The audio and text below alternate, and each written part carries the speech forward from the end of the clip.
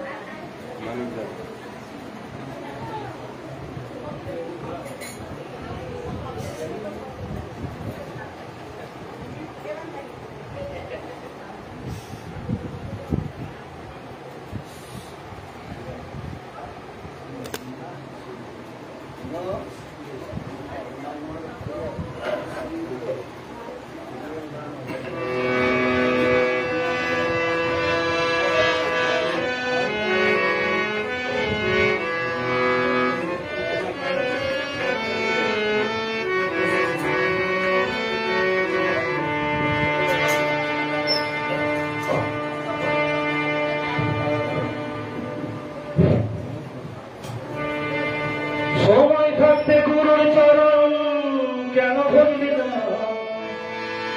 সময় থাকতে গুরুর চরণ কেন ভুললি না? ওরে মন গলা শেষের দিনের পরে সমাল কিছুই রাখলি না, শেষের দিনের পরে সমাল কিছুই রাখলি না। সময় থাকতে গুরুর চরণ কেন ভুললি না?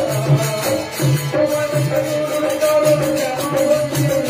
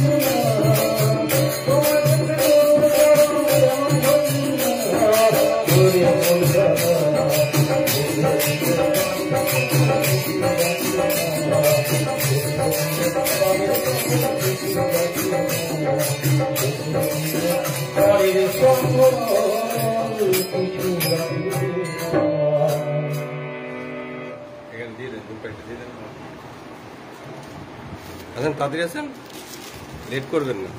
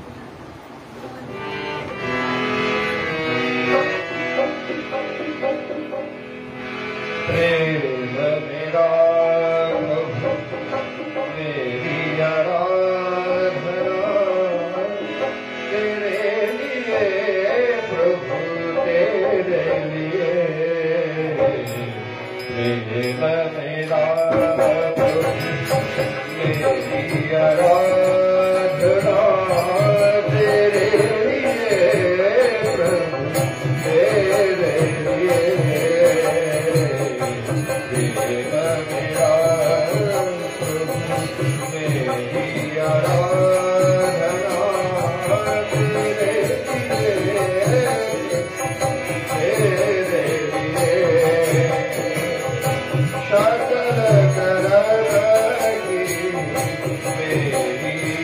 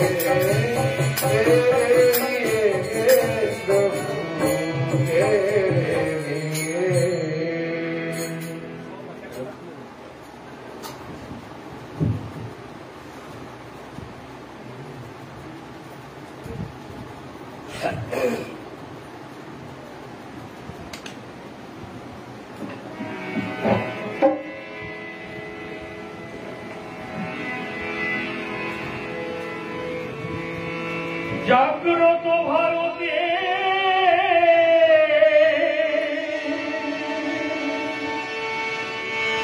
অমৃত জ্ঞাতি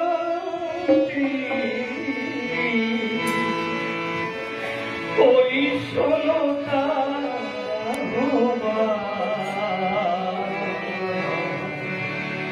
ওই শোনতা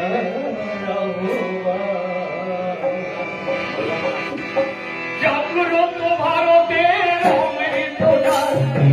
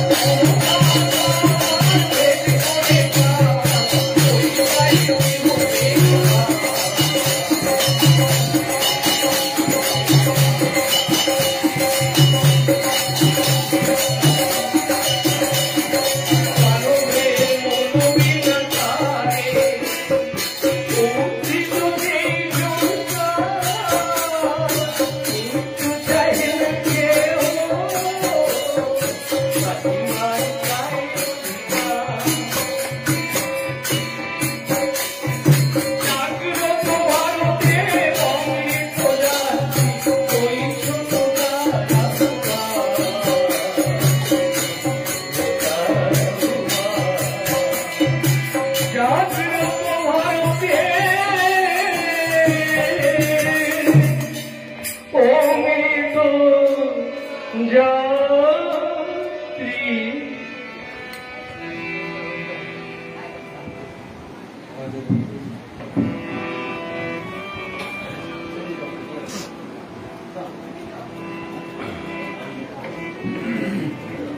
জয় জয়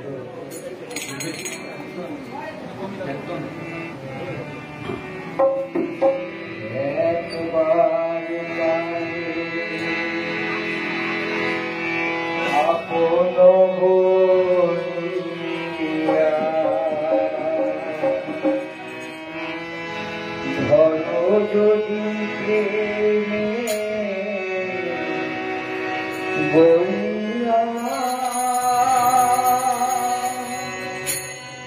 ফেরো তোমারি কাঙ্গাল থেকে তোমারও দিয়া রহিয়াছি পথ চাহিয়া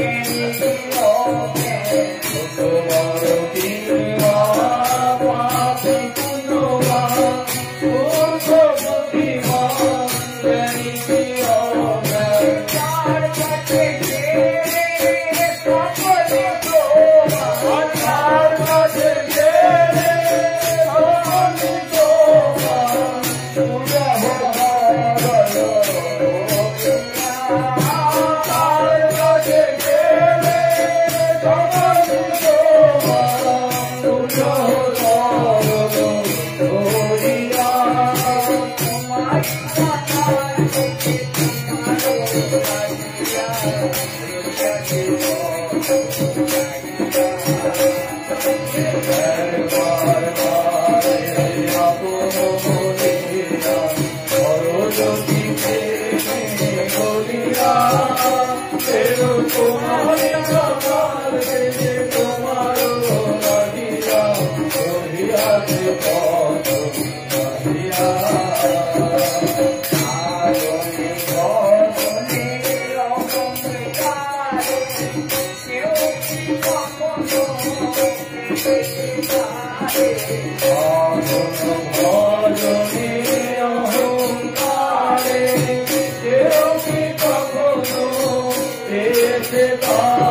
Thank you.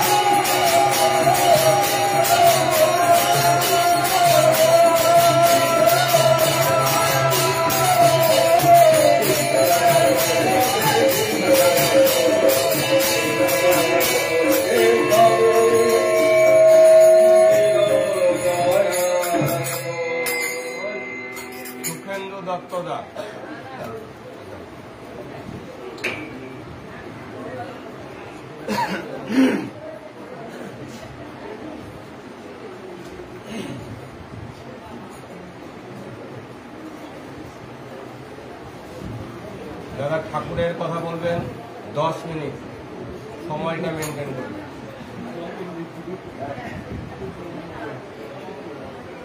শ্রদ্ধেয় শিশি ঠাকুরের আচ্ছা, কেউ কিছু বলবেন আপনারা? এখান থেকে কথা হচ্ছে, বলবেন, মাইক দেবো তাহলে। সহজের আনন্দিত জয়গুলি জানাই। পরম দলের আত্মচয়নে সুবিধা তার পারিবারিকভাবে যে সৎসঙ্গ আয়োজন করেছেন, কেউ যদি কিছু বলতে চান মাইক দেবো, স্বস্তি জীবন প্রার্থনা করি। বলবেন। অযথা ডিস্টার্ব করছেন কেন? একটা গান হচ্ছিল, জাগ্রত ভারতের অমৃত যাত্রী। আধ্যাত্মিকতার এবং দেশাত্মবোধক মানসিকতায় সঙ্গীতটি রণসঙ্গীতের সুরে পরিবেশন করলে আরো সুন্দর হতো। গানটার অর্থ অত্যন্ত তাৎপর্যপূর্ণ, আমরা সবাই শুনলাম। একটি কথা আমার মনে হচ্ছে, শিশি ঠাকুরকে একসময় জিজ্ঞেস করা হলো মানুষের জীবন কেমন করে উন্নত হতে পারে। শিশি ঠাকুর একজনের কথা বললেন, আমি তার সম্পর্কে দুটো কথা বলে সময়ের মধ্যে বলবো, এটা আমার ইচ্ছা। অত্যন্ত চঞ্চল, ভীষণ ভাবে ছটফটে এবং ভীষণ ভাবে তার মা সবসময় ব্যস্ত থাকতো। এমন একটি ছেলেকে তার বাবা জিজ্ঞেস করলে, তুমি বড় হয়ে কি হতে চাও? বললো, আমি তোমার যে পুরা গাড়িটা যাই ওর স্কোয়াড হতে চাই। বাবা ছিলেন বিখ্যাত একজন মানুষ, অ্যাটর্নি জেনারেল, এবং ব্রিটিশ সাম্রাজ্যবাদ আমাদের দেশে চলছে। খুশি হতে পারলেন না, অত বড় একটা মানুষের ছেলে সে ঘোড়ার গাড়ি স্কোয়াড হতে চাইছে। লোকটা হচ্ছে এখানে শিশু, তো ঘোড়ার গাড়িটা ছিল ডবল ঘোড়া দিয়ে, কলকাতার বুকে আপনার গাড়ি আর দেখা যায় না, জোড়া গাড়ি। আর সেই সোয়ার যে আসতো তার মাথায় একটা লাল পাগড়ি ছিল, পাগড়িটা মাথায় দিয়ে সে বড় গাড়িটা চালাতে, এটা তার ইচ্ছা। তার বাবার এই কথা শুনে মা কিন্তু ভীষণ ভাবে চলে গেলেন। এইভাবে ছেলেটাকে এত তিরস্কার করে, বল তুমি আমার ছেলে, ওরা সরবে, মানতে করা যায় না, খুব স্বাভাবিক কথা।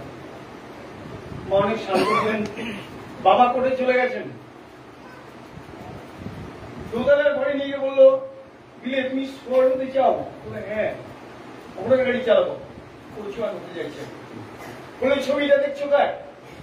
বলে এটা ভগবান শ্রীকৃষ্ণের। কি ঘোড়ার গাড়ি চালাচ্ছে দেখেছো? বলে অর্জুন। এইরকম হতে হবে, তুমি পারবে? ছেলেটি অতটা বোঝে না, বললাম পারবো। প্রচন্ড আসবে, সবাই তো জানি, নাম তার ছোটবেলার বিলে। পরবর্তীকালে শ্রী রামকৃষ্ণদেবের পদবর্ষে এসে বিবেকানন্দ হলেন। পরবর্তীকালে তাই হয়েছিলেন। শ্রী ঠাকুর বলছেন, কোন মানুষ যদি সত্যি সত্যি ইষ্টে নন্দিত হয়ে সৎশিক্ষায় দীক্ষা গ্রহণ করে জীবনকে পরিচালিত করতে পারে, তাহলে এরকমই হওয়াটা সম্ভব। তিনি বলছেন, মাতাল গিরিশচন্দ্র ঘোষ বর্ণে কাহস্ত ছিলেন, ক্ষত্রিয় ধর্ম তিনি পালন না করে মাতাল হয়ে গেছেন। আর ওদিকে নরেন্দ্র দত্ত, তিনিও কাহস্ত। রাখাল রাজা নামে আরেকজন ছিলেন, যার কথা খুব কম প্রকাশ হয়, রামকৃষ্ণদেবের খুব প্রথম দিককার ভক্ত। সবাই ইষ্টে নন্দিত হয়ে তারা অত বড় মানুষ হয়েছিল। গোটা পৃথিবীতে আজকে যাদের পুজো হয়, যাকে কেন্দ্র করে ভারতবর্ষের আধ্যাত্মিকতা গোটা পৃথিবীতে ছড়িয়ে পড়েছে। পরমদয়াল শ্রী ঠাকুর বলছেন, একটি শিশুকে আমরা বড় করতে চাইছি, কিন্তু সঠিক সময় তাদের দীক্ষিত করতে পারছি না, মন চাইছে না, কুণ্ঠা হচ্ছে। বৈকুণ্ঠে পদার্পণ করতে আমাদের সাংঘাতিক অসুবিধা হয়। একদম ছোটবেলা থেকে প্রত্যেকটা মানুষকে কোন জায়গাটায় নিয়ে যাওয়া দরকার, আজকের সিচুয়েশন কি বলে। আমরা ন্যাশনাল মেডিকেল কলেজ নিয়ে অনেক শুনছি এখন। এই ন্যাশনাল মেডিকেল কলেজে যখন শ্রী ঠাকুর ডাক্তারি করছেন, তার আগের জায়গাটা খুব সুন্দর ছিল। সেখানেও তার মা বললে যে তখন ম্যাট্রিকুলেশন কমপ্লিট না হলে ডাক্তারি পরীক্ষায় বসা যেত না। মায়ের সেই ইচ্ছেকে পূরণ করার জন্য তিনি ন্যাশনাল মেডিকেল কলেজে প্রস্তুতি দিয়েছেন। প্রিন্সিপালের সঙ্গে কথা বললেন। আজকের দিনে তো হতো না, তখন ছিল এটা। তিনি যে বলেছিলেন তার অ্যাপ্লিকেশনটা এত সুন্দর ছিল, বললো ডাক্তারি পরীক্ষায় উপনীত হলে যে যে প্রশ্নের সম্মুখীন হতে হয়, আমি যদি সেই প্রশ্নের উত্তর দিতে পারি তাহলে কি আপনি আমাকে এই সুযোগটা দিতে পারেন? আমার মায়ের খুব ইচ্ছা আমি ডাক্তারি পড়ি। শিশু ঠাকুরের সেই করুণ যে আবেদন, তার যে ভক্তিগত কণ্ঠ প্রিন্সিপালকে আপ্লুত করেছিল, সমস্ত প্রশ্নের উত্তর দিয়েছিলেন। ছাত্র হিসেবে ভর্তি হলেন, সেখানে তো তার কম সমস্যা হয়নি। তিনি তার জীবন দিয়ে বোঝালেন যে নানা প্রতিকূলতার মধ্যেও যদি পিতা আর মাতার প্রতি তার শ্রদ্ধা থাকে তাহলে সেখান থেকে তার উত্তরণ হতে পারে। আমরা ন্যাশনাল মেডিকেল কলেজ হসপিটালে শিশু ঠাকুর যখন করছেন, সামান্য কটা টাকা আসতো, সেটাও তার বন্ধ হয়েছিল আর্থিক কারণে। কয়লার গুদামে তিনি কি কষ্ট করে কাটালেন। হোমিওপ্যাথ মেডিকাল একটা ওষুধের বই নিয়ে সমস্ত মানুষকে তিনি যখন চিকিৎসা করছেন দিকে ন্যাশনাল মেডিকেল কলেজে, তখন অ্যালোপ্যাথ করছেন। মানুষের কাছে ভেবেছিলেন কিছু পয়সা পারলেন না নিতে, বলে সবাই তো আমার আপন জন, কাছে। এই যে বিষয়গুলো আমরা যদি দেখি তাহলে প্রত্যেকটি মানুষের 5 বছরের নাম এবং 12 বছরের দীক্ষার তাৎপর্য অনেক বেশি, যা অল্প পরিসরে বলা সম্ভব। আজকের সৎসঙ্গ খুবই সুন্দর, অপূর্ব সাজে সবাই ঠাকুর সজ্জিত। সবার মঙ্গল প্রার্থনা করি, সবাই যেন আমরা ইষ্ট মনোরঞ্জিত হতে পারি। পরিশেষে সত্যি সুবিধার পারিবারিক জীবন আরো ইষ্টে রঞ্জিত হোক, ভক্তি হয়ে উঠুক সবাই, এই প্রার্থনা জয়গুরু বন্দে পুরুষোত্তম।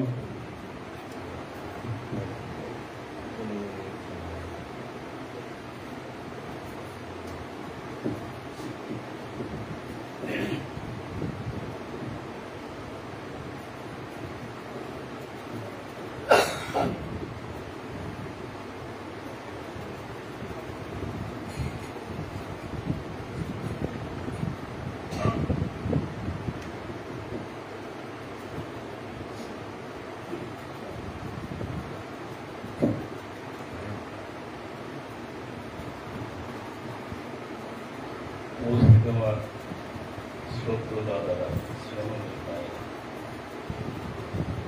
আজ ভাদ্র মাসের শহরের জন্ম মাসে 5ম দিনের সৎসঙ্গ বিশুদ্ধ সিদ্ধান্ত। পরম পূজ্যপাদ শ্রী আচার্যদেব চাইছে আমরা যাতে সবাই সুবিধা মতো সৎসঙ্গে যোগদান। সৎসঙ্গে গেলে স্বর্গবাস শুনেছি, যার যার হয় সে স্বর্গবাস করে।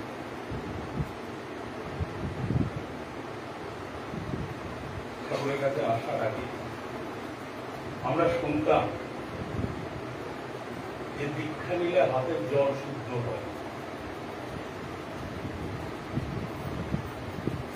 তাহলে যারা দীক্ষা নেয়নি তাদের হাতের জল শুদ্ধ হয় না। যারা সংসারের প্রবীণ মানুষ, যারা দীক্ষা না নেয় তাদের হাতে জল খান না, কারণ ওর হাতের জল। দীক্ষা নেওয়ার পরে এই কথাটা মাথায় বহুদিন ধরে ঘুরছি, দীক্ষা নিলে হাতের জল শুদ্ধ হয়। আমি তো দীক্ষা দিয়েছি, আমাকে হাতের জল শুদ্ধ হয়েছে। ঠাকুরের কাছে এসে শুনলাম দীক্ষা নিয়ে নিয়ম মতো চললে তবে হয়।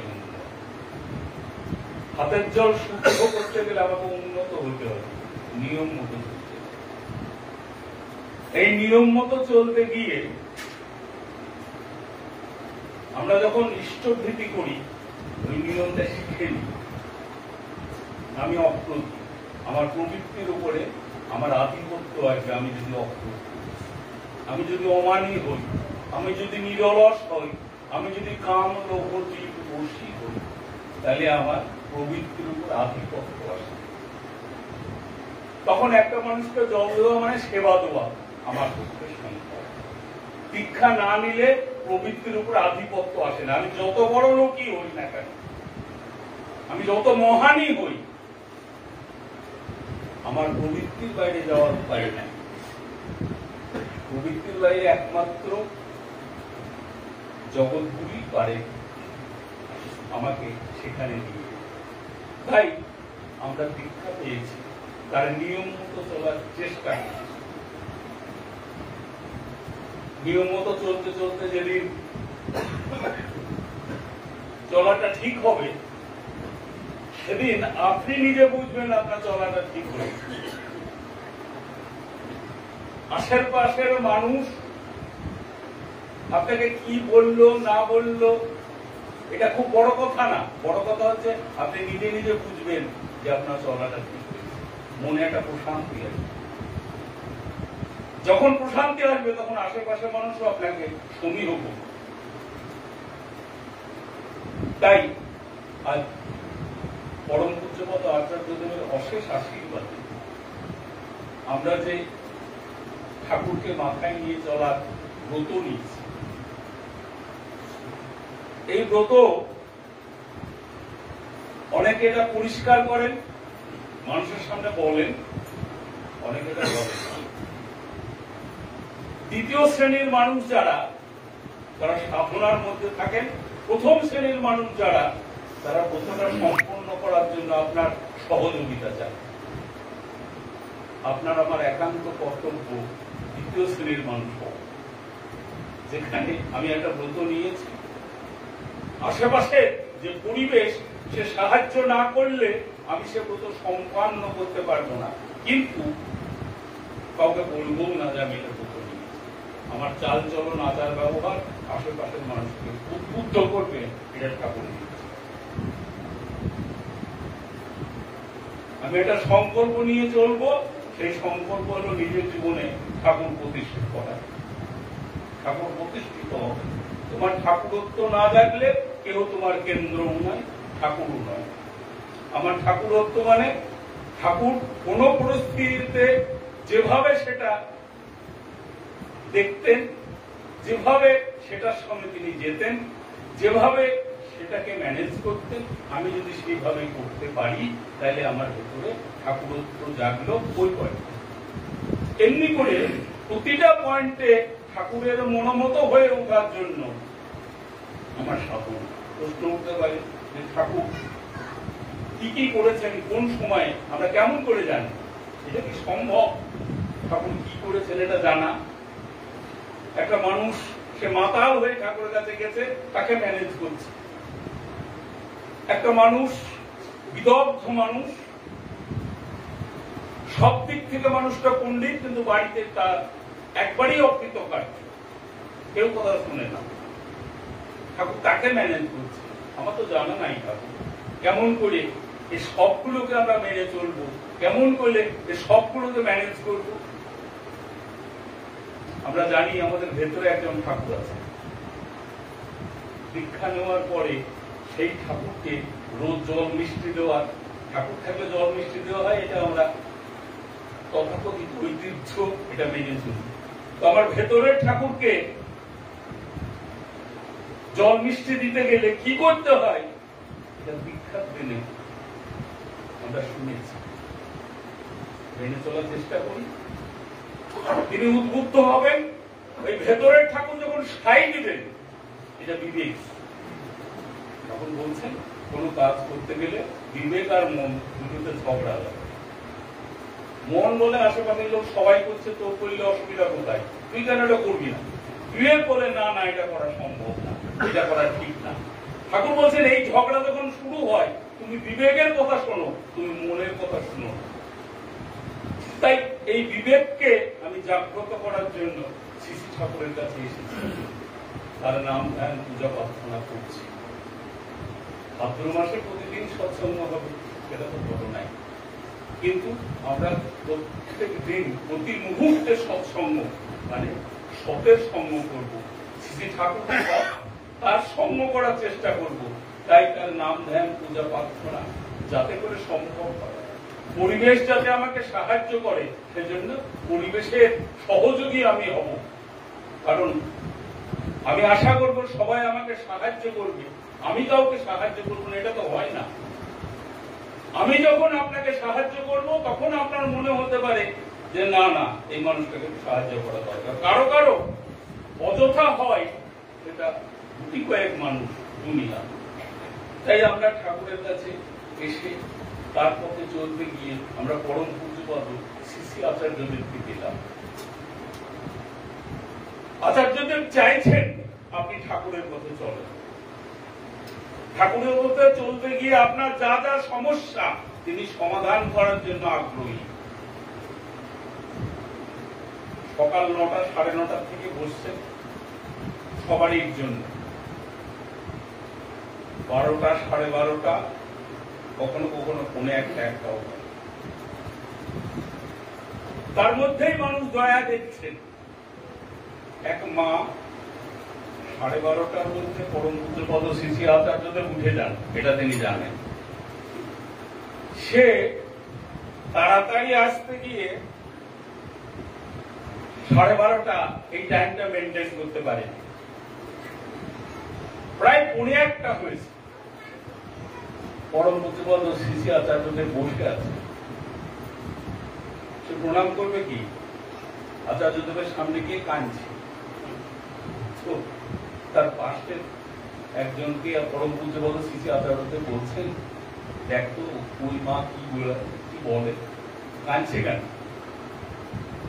তো ওই যে জিজ্ঞেস করলে সেই মা বলছেন যে আমার ধারণা ছিল পরম পূজ্যপদ শ্রী শ্রী আচার্যদেব উঠে যাবেন, কারণ আমি 1:45 বাজিয়েছি, আমি পারিনি 12:30টার মধ্যে আসতে, কিন্তু এসে দেখে তিনি আমার জন্যই বসে আছেন।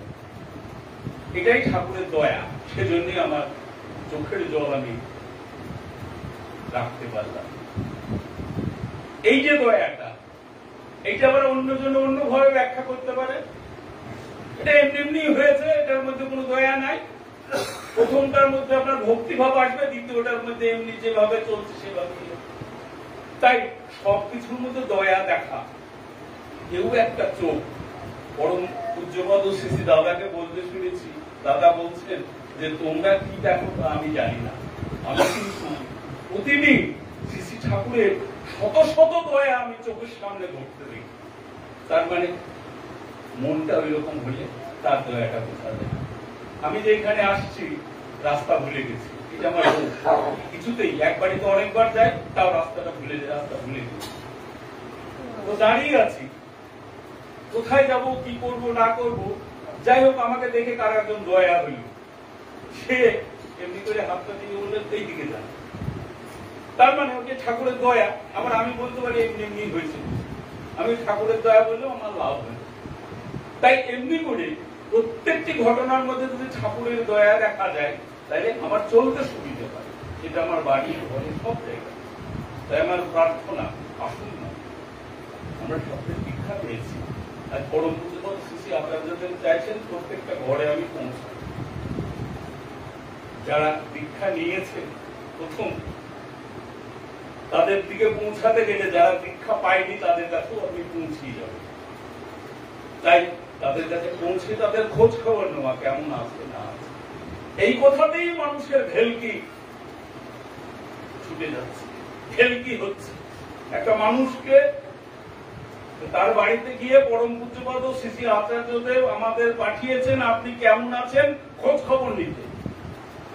ঠিক এই কথাতে বহু মানুষের বহু রকম এক্সপ্রেশন। কেউ হাও হাও করে কাঁদছে, আমার কথাটা তুমি এরকম মনে রেখেছেন? মানে হ্যাঁ, শুধু মনে রাখেননি, এই দেখুন আমাদের কাছে লিস্ট আছে, সেই লিস্টে আপনার নাম তিনি পাঠিয়েছেন, আপনি কেমন আছেন খোঁজ নেওয়ার জন্য। আবার কেউ বলছেন জয়গুরুর দল টাকা নিতে এসছে, এখন হবে না বাবু বাড়ি যাও, ওই বাড়িতেই ঢুকতে দিচ্ছে না। আমরা এমন ভাবে তার সঙ্গে ব্যবহার করে রেখেছি, এত ভাবে টাকা চেয়েছি যে সে মানুষটাকে বিরক্ত করে শেষ করেছে। সেজন্য পরম পূজ্যপদ আচার্যদেব বলছেন যে মানুষকে ওইরকম টাকা চাইতে যাবে, মানুষকে নিমন্ত্রণ করুন, মানুষকে খোঁজ খবর নেন, মানুষ যাতে আসে, মানুষ যাতে সেবা পায় সেটা করুন। তারপরে দেখবেন মানুষের নিজের একটা বোধ আছে, সেই বোধেই মানুষ আপনাকে, আপনার যদি কিছু অর্থনৈতিক প্রয়োজন থাকে। তাই আমার প্রার্থনা, আজকে যত কাজ শুরু হয়েছে সমস্ত কাজটা টাকা না হলে হবে না, নিঃসন্দেহে টাকা না হলে হবে না। কিন্তু এটা একটা আমার পরীক্ষা, এই সাধনাতে আমাকে পাশ করতে হবে যে পরম পূজ্যপাদ শ্রী আচার্যদেব বলছেন যে আপনি টাকা চাইবেন না, টাকা না হলে লক্ষ লক্ষ টাকার কাজ হবে না। আমি জানি এই মুর্শিদাবাদের একটা জায়গায় কাজ চলছে, তারা মনে মনে সংকল্প নিয়েছে যতদিন এই কাজটা এতটুকু পরিপূর্ণ না হয় ততটুকু দিন আমরা অন্ন গ্রহণ করব না। 1 মাস হয়ে গেল, আমি বললাম কতটুকু হয়েছে? শুনেছিলাম একজনের কাছে, প্রথম ভেরিফাই করলাম যে কথাটা কি সত্যি, করে জানা গেল কথাটা সত্যি। আমি বললাম কতটুকু হয়েছে? যা হয়েছে নিতান্তই কম। তাদের টার্গেট কত তোমাদের? বলে 60 লক্ষ টাকা। তাই ঘটনাটা হচ্ছে কত মানুষ কতভাবে ঠাকুরের শরণাপন্ন হয়েছে তাকে সেবা দেওয়ার চেষ্টা করছে আমার আপনার জানা নাই। এখানে যারা বসে আছে এর মধ্যেই কত মানুষ ভক্ত চূড়ামণি তাও আমার জানা নাই। কাউকে অবজ্ঞা করারও দরকার নেই, কাউকে মাথায় তোলার দরকার নেই। ঠাকুরকে নিয়ে চলছি, ঠাকুর সবার ভালো রাখুন, ভালো করুন, এই প্রার্থনা। আজকে এই সুবীর বসুর বাড়িতে সৎসঙ্গের আয়োজন, এই আয়োজনে তার যা মনোবাঞ্ছা শ্রী ঠাকুর পূর্ণ করুন। প্রথম তাকে ধন্যবাদ দিয়ে ছোট করতে চাইছে না, আজকে ভাদ্র মাসের সৎসঙ্গে ঠাকুর যে সাজানো হয়েছে মনোমুগ্ধকর সাজানো। তাই ঠাকুর তার এই মনোজগতের যে সৌন্দর্যবোধ সেটাকে বৃদ্ধি করুন, ছেলের জন্মদিন ঠাকুরটাকে ভালো রাখুন, এই প্রার্থনা জানিয়ে আজকে বক্তব্য শেষ জল।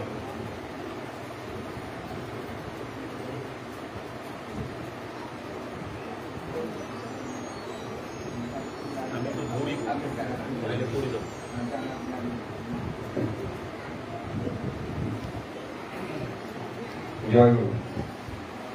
আজকে সৎসঙ্গের শেষ পর্যায়ে, এরপরে আমাদের শ্রদ্ধেয় দীক্ষিতা জয়নাথ কীর্তন করবেন, তারপরে নিঃসন্দেহরা ধ্বনি দেবেন, দিয়ে সৎসঙ্গ শেষ হবে। তার আগে আমি আমার নিরাশ মুখে কয়েকটা সুখবর দিই, আনন্দ সংবাদ দিই।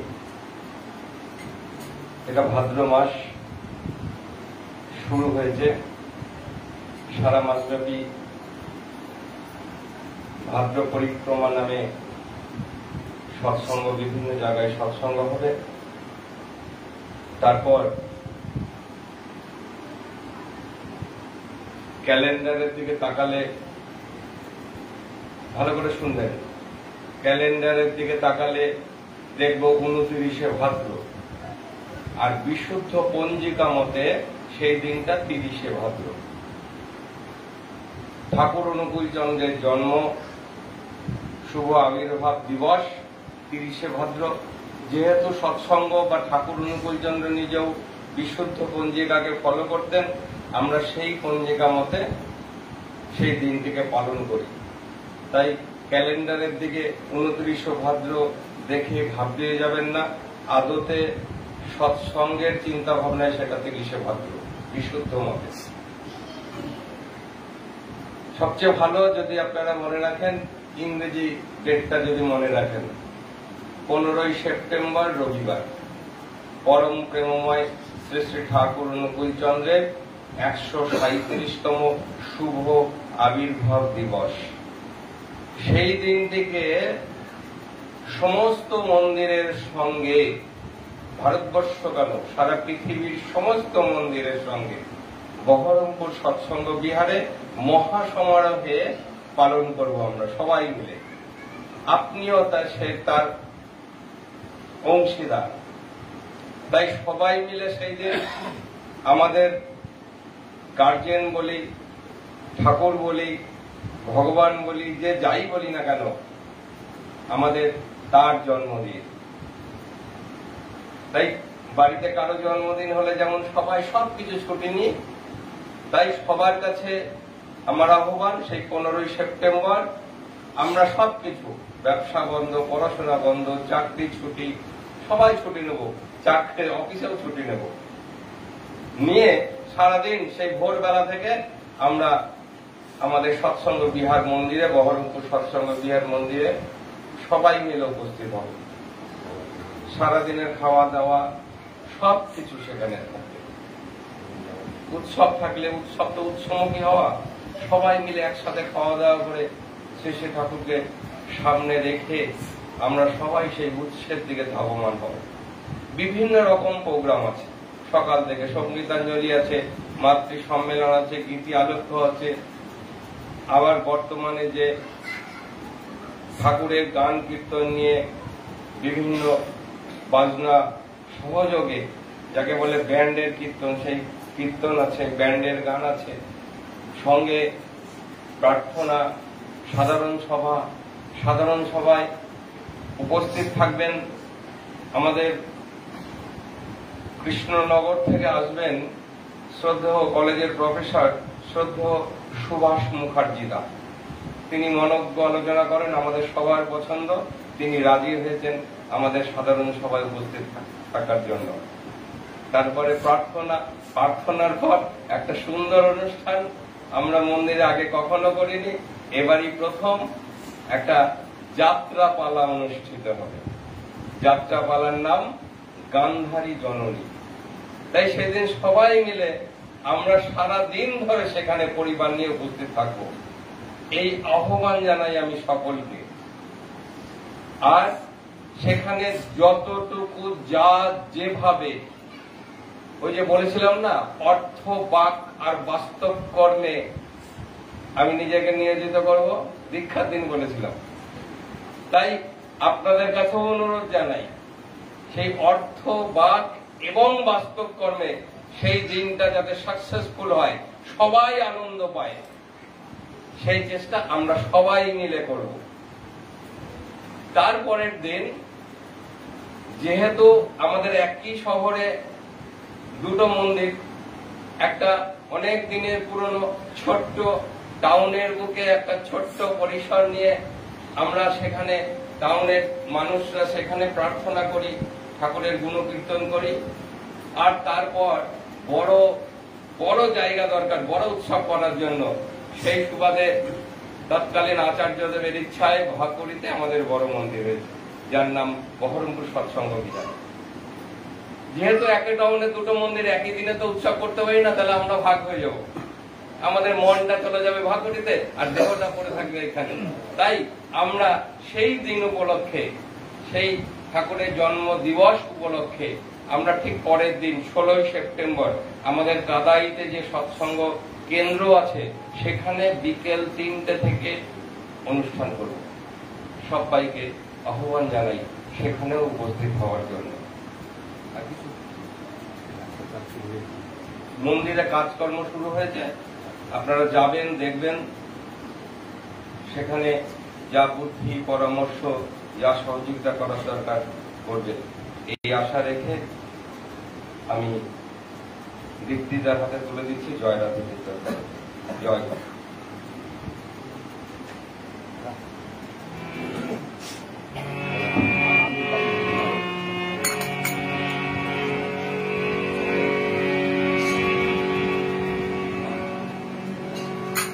জয় রাধে রাধে কৃষ্ণ কৃষ্ণ গোবিন্দ গোবিন্দ বলো রে। জয় রাধে রাধে কৃষ্ণ কৃষ্ণ গোবিন্দ গোবিন্দ বলো রে। জয় রাধে রাধে কৃষ্ণ কৃষ্ণ গোবিন্দ গোবিন্দ বলো রে। জয় রাধে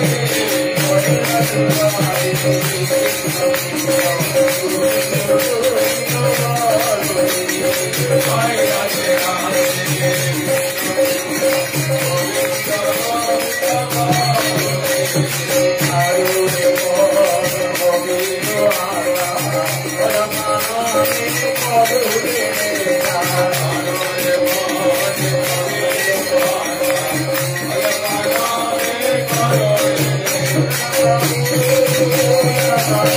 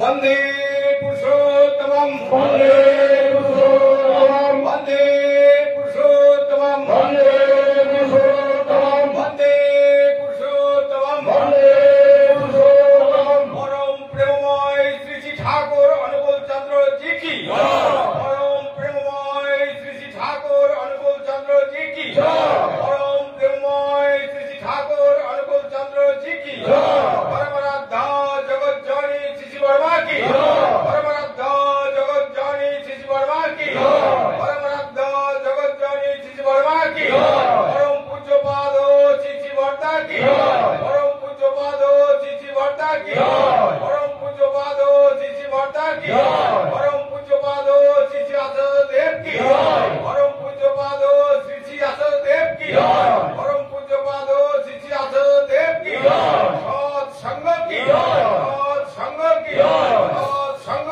की वंदे पुरुषोत्तमं वंदे पुरुषोत्तमं वंदे आर्य विद्ये वंदे मातृवर्गं वंदे अहं कृष्णदेवतं वंदे पुरुषोत्तमं वंदे पुरुषोत्तमं वंदे पुरुषोत्तमं परम प्रेममय श्री श्री ठाकुर अनुकूल चंद्र जी की জয় গুরু জয় গুরু জয় গুরু। আগামীকাল ঘোষণা, আগামীকাল সৎসঙ্গ।